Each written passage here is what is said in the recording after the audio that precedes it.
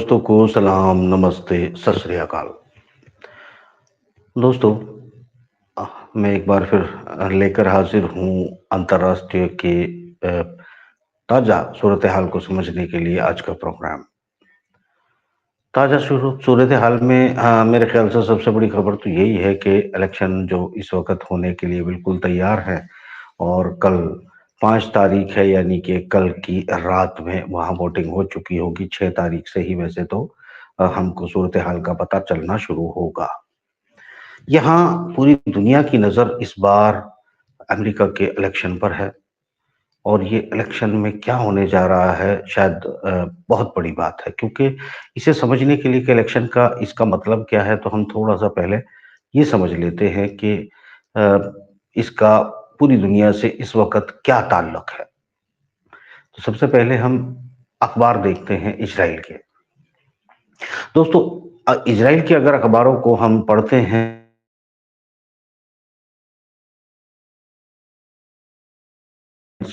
को हम समझें उन्होंने क्या कहा है और उसका अर्थ क्या है। तो इनमें से दोस्तों एक उन्होंने एक हेडलाइन बनाई है कि कमला हैरिस ने कहा है कि मैं अगर चुनाव जीती तो मैं गाजा युद्ध बंद करा दूंगी, बंद कराने में तेजी लाऊंगी। मतलब कुल मिलाकर यह है कि एक बहुत ढीली सी बात है जिसे उसने कहा है। दूसरी तरफ उसी के नीचे हेडलाइन बनाई है इजरायली अखबारों ने कि अगर ट्रंप जीता तो इजराइल के लिए बहुत बुरा होगा।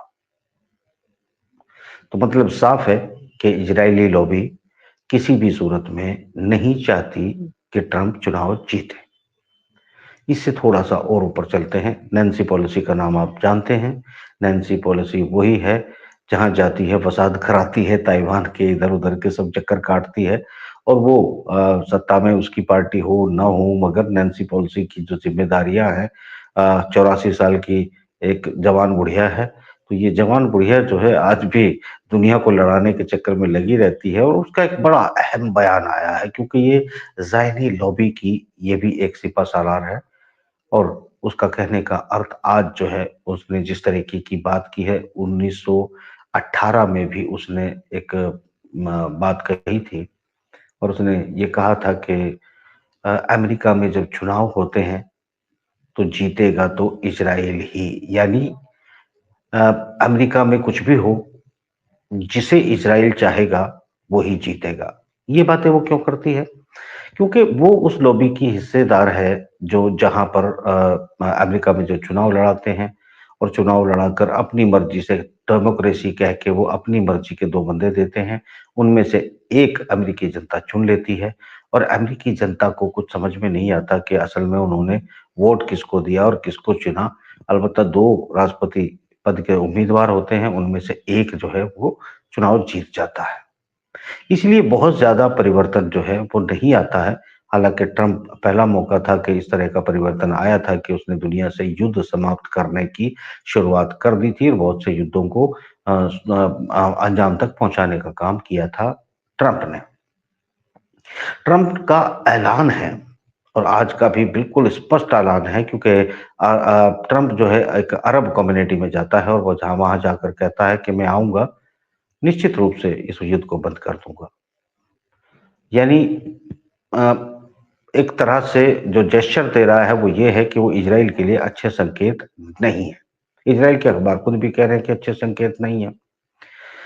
इजराइल की लॉबी ही चुनाव क्यों जीतती है और नैन्सी पॉलिसी का जो ये स्टेटमेंट है, ये दरअसल एक पैगाम है अमेरिकी जनता के लिए, दुनिया के लिए कि किसी को भी कुछ भी कोई भी वोट देता रहे। स्टेट है जो बेसिकली डीप स्टेट है या फिर जो कंट्रोल्ड बाय द ज़ायनिस्ट है, वो पूरा का पूरा सिस्टम जिसे पेंटागन से ऑपरेट किया जाता है, वो जिसे चाहेगा जिता देगा। बड़ी तैयारियां हो रही हैं, फोर्सेस और ये तमाम चीजें जो है तैयार कर दी गई हैं। ये तैयारी इतनी बड़ी इस बार क्यों हो रही है? क्योंकि देखिए, जिस तरीके से अ, हमला किया था पिछले चुनाव में ट्रंप समर्थकों ने, वो बात बिल्कुल मेरे ख्याल से सडनली एक एक्शन था, रिएक्शन था। इस बार जो ट्रंप के समर्थक हैं, वो कह रहे हैं कि हम बंदूक की नोक पर वोट डालेंगे और जीतेंगे। ये मामला बड़ा टेढ़ा हो गया है इस बार। ज़ायनिस्ट लॉबी बिल्कुल किसी भी कीमत पे चाहती है कि ट्रंप को चुनाव हरा दे, और ट्रंप के समर्थक चाहते हैं कि वो हर हाल में ट्रंप को चुनाव जिताएंगे। और ये संकेत जो है वो पूरी तरह से समझ रही है अमेरिकी जो एस्टेब्लिशमेंट है, जो ज़ायनिस्ट लॉबी है, वो ये बात समझ रही है कि चुनाव के नतीजे अपनी मर्जी से लाकर उन्हें राष्ट्रपति पद तक पहुंचाना कमला हैरिस को आसान नहीं होगा। उसकी थोड़ी-सी वजह आप समझ लीजिएगा। आपने बहुत सारे विश्लेषकों की बात सुनी होगी जिसमें वो ये कह रहे होंगे कि भई अगर जो कॉलेज गोइंग लोग हैं, जो वेल एजुकेटेड है या एलीट क्लास है, वो सब चाहते हैं कि कमला हैरिस को जिताया जाए। अब वो एलीट क्लास किसे कहते हैं? एक्चुअली एलीट क्लास वो उसी को मानते हैं जो इज़राइली लॉबी को पसंद करते हैं या इज़राइली लॉबी से वेल कनेक्टेड हैं।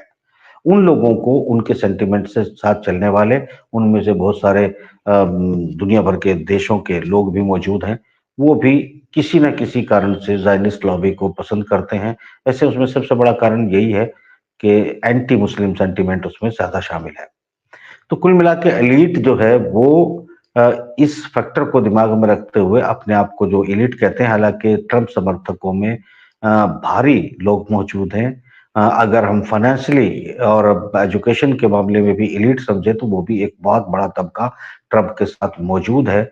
और अगर ये तबका तो देगा ही देगा वोट, वो एक तबका है जिसे इलिटरेट कहा जाता है अमेरिका की भाषा में, जो बहुत एजुकेटेड नहीं होता, कॉलेज गोइंग नहीं होता, और जो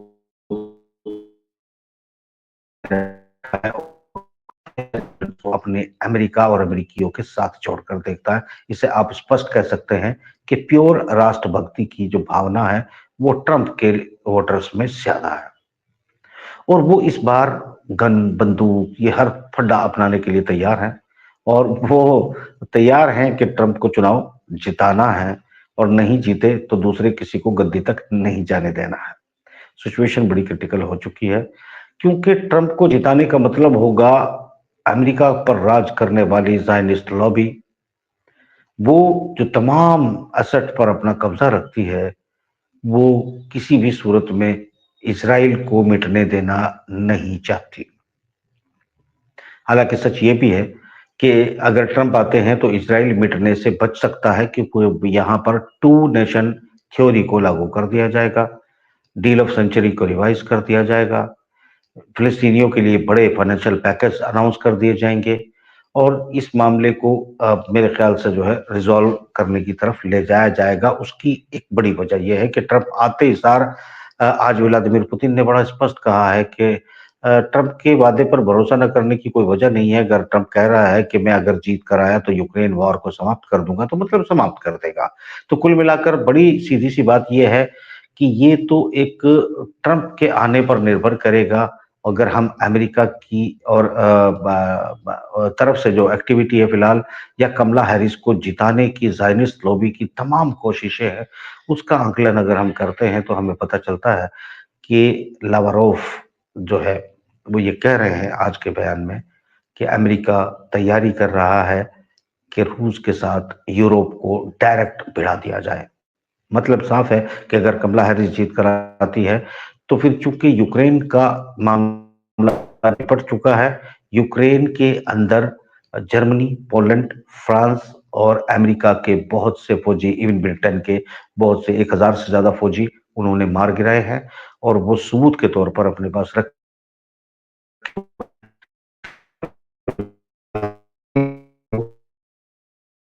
हमले के रूप में देखते हैं। उसी के बाद परमाणु रिहर्सल शुरू हुए, बड़े वॉर हेड तैयार कर दिए गए, और यूरोप सहित अमेरिका के साथ एक साथ लड़ाई लड़ने की तमाम तैयारियां मुकम्मल है। रेड बटन नजदीक है, अगर अमेरिका चाहेगा तो दबा दिया जाएगा। और अमेरिका में जो जिनको मैं ये कहता हूं कि देखिए, अब मैं जानता हूं कि ये बात अच्छे से कि बहुत सारे लोग ये बात सोचते हैं कि 3 साल या 4 साल यूक्रेन की वार को हो गए हैं, उनसे जीत नहीं पा रहा है। मैं तमाम बुद्धिजीवी वर्ग से गुजारिश करता हूं कि आप लोग तो कम से कम समझें, क्योंकि जाहिल इस बात को नहीं समझ सकता। जाहिल की बुद्धि बड़ी कम होती है, बड़ी कमजोर होती है। वो तुरंत त्वरित रिएक्शन और एक्शन और फैसला चाहता है। तो ये रणनीति और युद्ध नीति में बड़े लंबे प्लान किए जाते हैं। प्लान का मतलब बहुत मैं हालांकि बहुत सी बार समझा चुका हूं कि एक पूरी यूरोप को और अमेरिका को लड़ने का पूरा स्पेस दिया है एक तीसरी जमीन पर, यूक्रेन नाम की, रशिया ने, कि अपनी जितनी ताकत है आप आजमा लो, उसके बाद आपके पास बड़ी मिसाइलें और परमाणु के अलावा कुछ नहीं बचेगा, जो नहीं बचा है।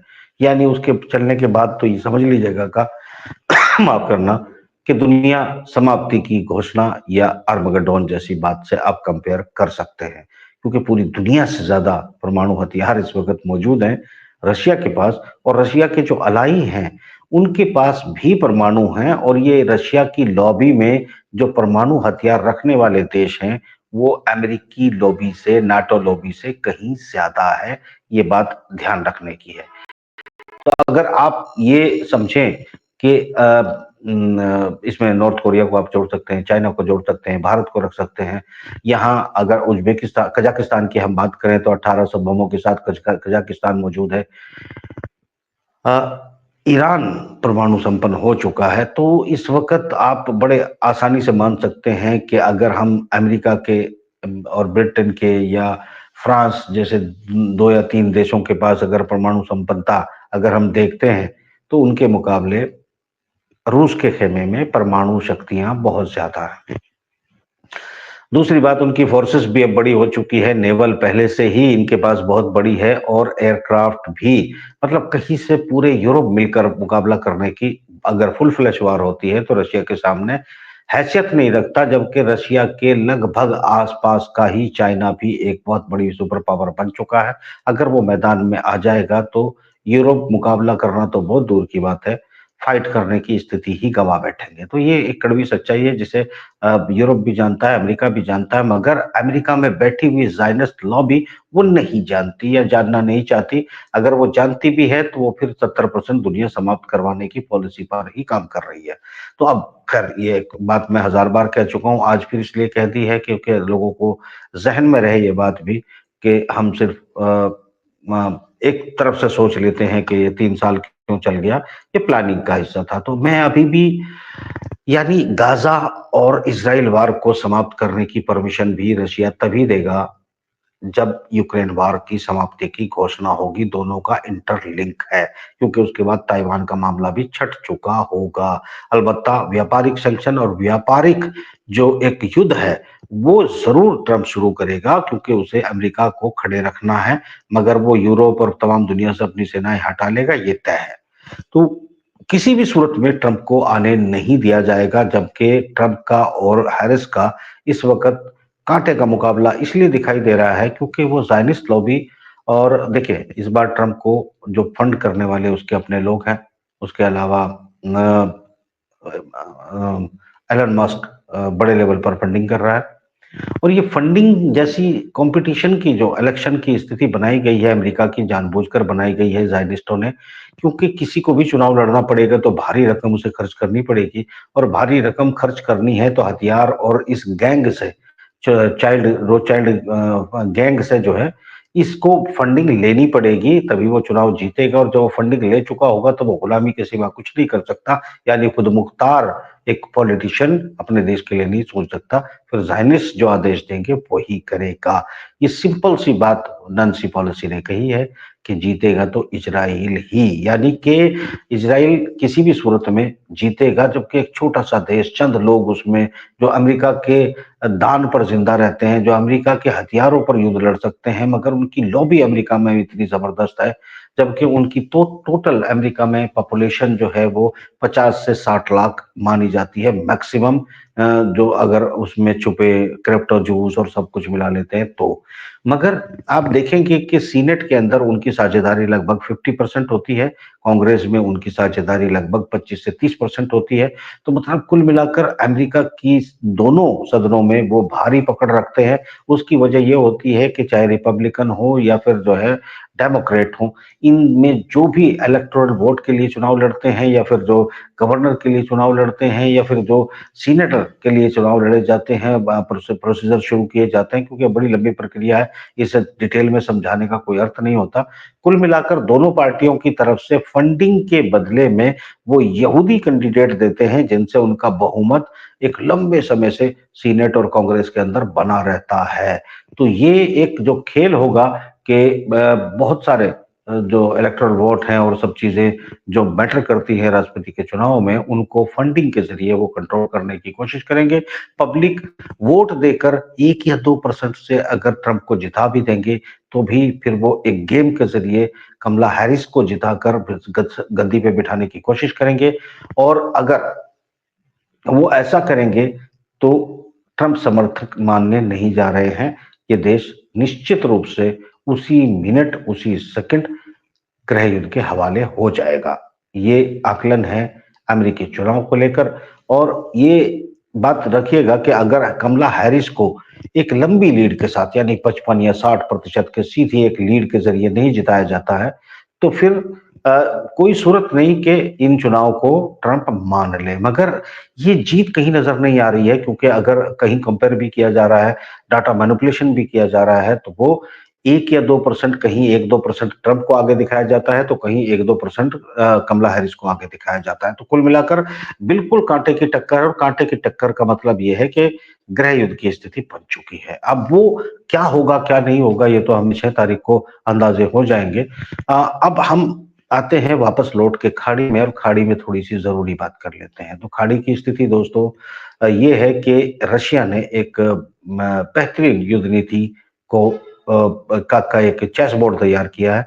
उस चेस बोर्ड में राजा को घेरने की वो तैयारी कर ली गई है, जिसके बहाने पर पूरे गल्फ को घेर लिया जाएगा।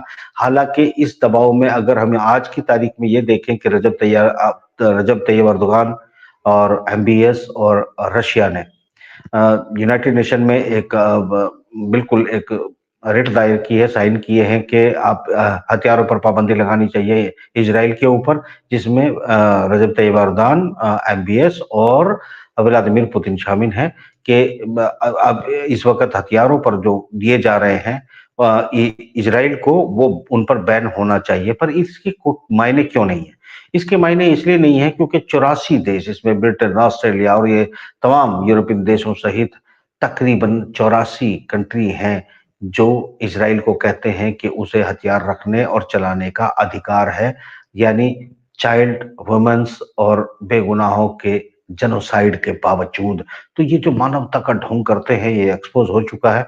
और ये सब अगर अमेरिका की सत्ता, अमेरिका का राष्ट्रपति होने वाला वो जीतेगा तो इजराइल ही वाली जो स्थिति पैदा होती है, नैन्सी पॉलिसी का वर्ड, तो ये वो देश जिनकी रक्षा की जिम्मेदारी, जिनकी हिफाजत की जिम्मेदारी, जिनके इन्वेस्टमेंट की और इनकी फोर्सेस की तमाम जिम्मेदारी अमेरिका ने ले रखी है, वो उससे बाहर जाने की सोच भी नहीं सकते, क्योंकि उनके भी जो राजे, महाराजे, राष्ट्रपति, प्रधानमंत्री होते हैं, वो उनको भी जीतेगा तो इजराइल की थोड़ी पर ही लेके आते हैं।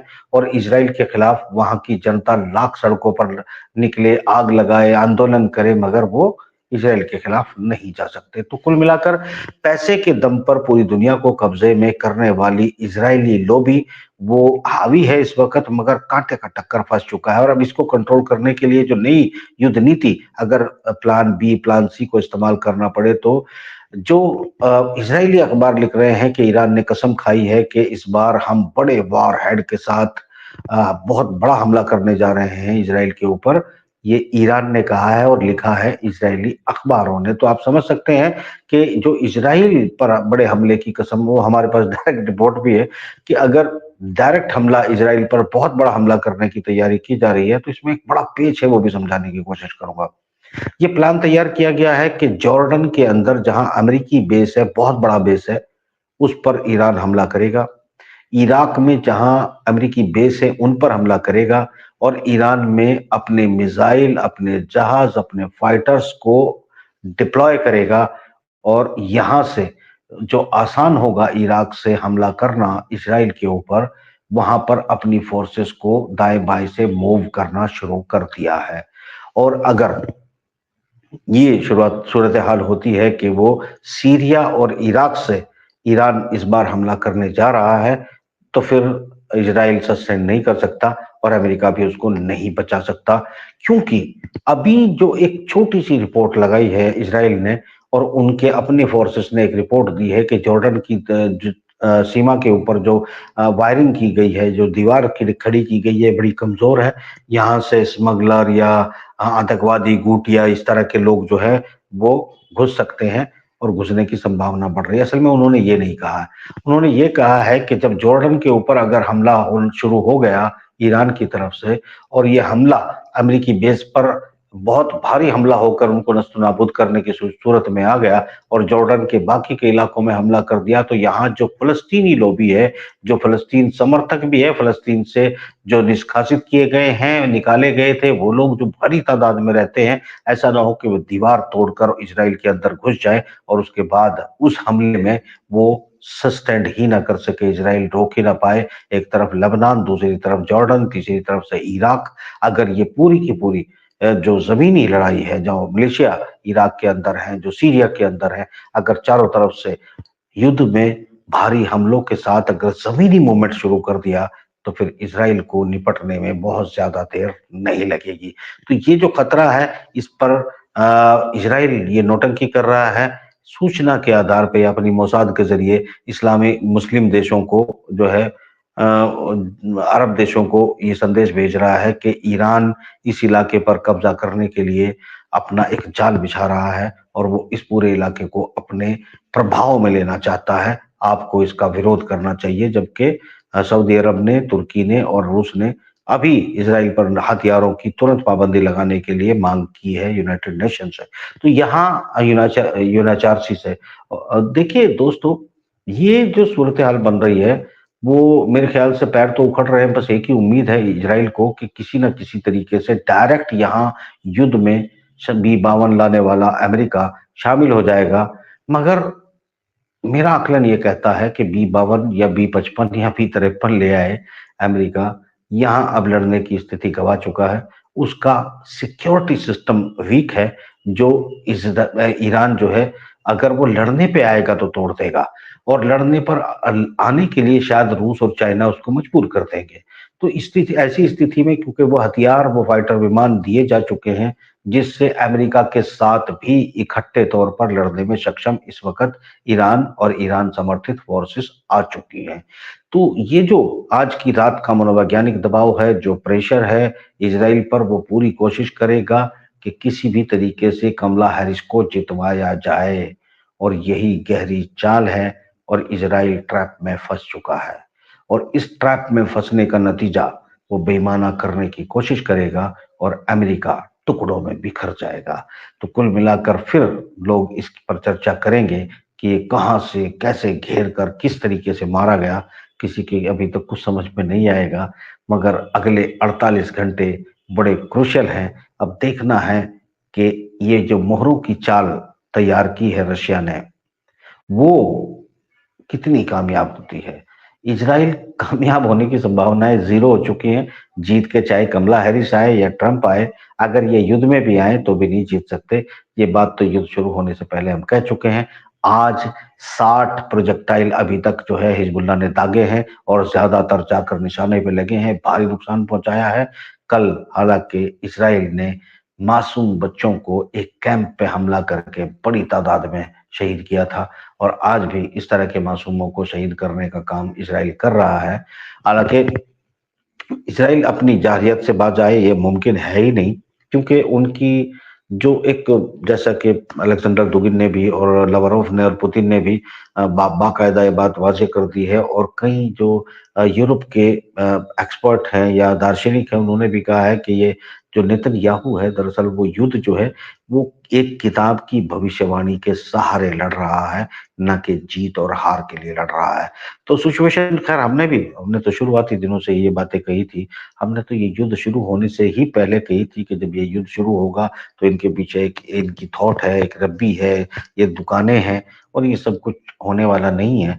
ये बातें हमारे पिछले 2 साल, 3 साल, 4 साल के प्रोग्राम उठाकर देखेंगे तो सबूत के तौर पर मिल जाएगी और अंजाम के तौर पर 48 घंटे और बचे हैं। इसमें हम देखते हैं कि क्या होने वाला है। कुल मिलाकर सूरत हाल बड़ी अजीबो-गरीब है। एक ही प्रोग्राम में बहुत सारी बातें नहीं की जा सकती, बाकी बातें कल के लिए छोड़ द देते हैं। अगर आपको अच्छा लगे तो वो बातें जो हमें कल डिस्कस करनी चाहिए, वो इसमें नोट कर दीजिएगा। मैं कोशिश करूँगा कि कल हम उन बातों को भी शामिल करें और उनके जवाब तलाशने की कोशिश करें। फिलहाल इजाज़त दें। खुदा हाफ़िज़।